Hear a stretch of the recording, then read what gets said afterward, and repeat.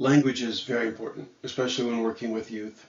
They take you very literally. You're the adult, they're the child. So it's really important that we make sure that we say the right things. What's interesting, though, is what happens when we say some of the wrong things. One of my favorite ones is don't say don't. Basically, when you say don't, they don't hear the rest of the sentence. I mean, I didn't when I was a kid. So you say, don't climb the fence.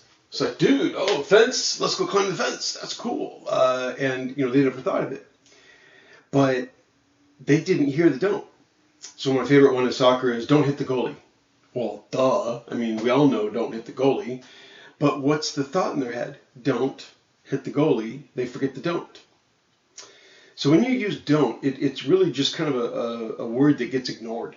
The rest of the sentence takes over. So when you're working with kids, the other thing, by the way, don't is a negative, and we'll get into that in the next one. But basically, what a child hears is to do what you're saying to do. And there's quite a few of these negative words that we use. Don't just happens to be one of them that starts a sentence, and it's just a really bad way to start a sentence, especially with the youth, with kids. Always remember that the kids will do what we do, not what we say. They will do what we do, unless it's in their best interest to do what we say. So that's where it gets interesting.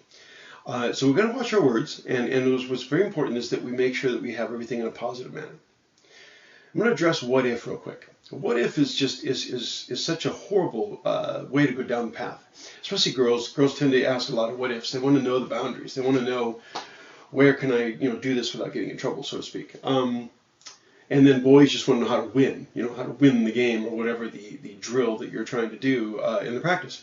And so when you do this, they're going to ask you, well, what if this?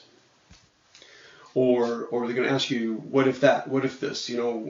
What if the sky falls down? I mean, it just gets kind of crazy. And sometimes that's what I'll do is I'll just respond with, well, what if a satellite hits you right now? What happens? And it might be a little silly. You got to kind of take that with the age, of course, that you're working with. But the real focus is when they say what if, they're thinking of failure. They're thinking of what are the corner cases that I can make sure I don't fail. So they're already thinking of failure. And we're going to go over that in a lot of the modules that I go through. But it's a very important one. And so what if, don't, and some of these other words, they really just create doubt in that person's mind. And that's just a really useless thing, especially when you're trying to perform at a young level.